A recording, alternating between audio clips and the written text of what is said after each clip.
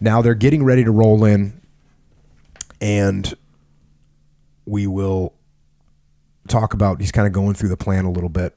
Here we go, back to the book. I would personally land on the first helicopter piloted by Bruce Crandall, and Bruce Crandall is the commander of the helicopters that are flying them in. That would permit me a final low-level look at the landing zone and surrounding terrain, and with Crandall in the front seat and me in the back, we could work out on the spot any last-minute diversion to an alternate landing zone if necessary and fix any other problems with the lift. In the American Civil War, it was a matter of principle that a good officer rode his horse as little as possible. There were sound reasons for this. If you are riding and your soldiers are marching, how can you judge how tired they are, how thirsty, how heavy their packs weigh on their shoulders? I applied the same philosophy in Vietnam, where every battalion commander had his own command and control helicopter. Some commanders used their helicopter as their personal mount. I never believed in that. You had to get on the ground with your troops to see and hear what was happening.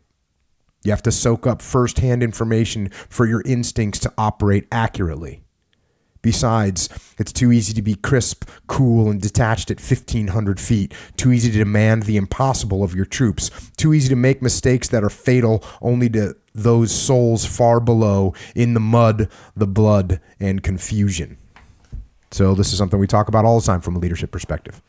You cannot be, it's the dichotomy of detachment, right? Mm-hmm. It does pay, and there's certain times where you can tell in these situations, if you're in the command helicopter that's up above the fighting, well, you're de facto. I mean, you are detached from the situation, and you can see what's happening, and you have a good view of what's going on. But even though you have a good view, you're also missing a bunch. Yeah. You're missing what it's like down there. You're missing what the men are seeing. You're missing what it looks like to them. You're missing the communication breakdowns that are happening down there. So you have to find that balance between these two.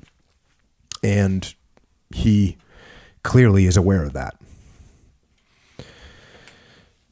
He's preparing for this, and he's got a book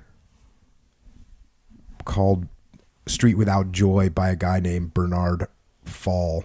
And it's a book about Vietnam. It's a book about the tragedy that the French troops went through fighting the Vietnamese. And he says that he took one lesson away from that book. And this is the lesson. Death is the price you pay for underestimating this tenacious enemy. So he was aware. And like General Mattis said, not too long ago, they were talking about General Mattis and how come you read so many books, and he says, because I get to learn. And this is a classic case. He read books about the French that had fought the Vietnamese, 10 years earlier, 11 years earlier. And that made him more prepared.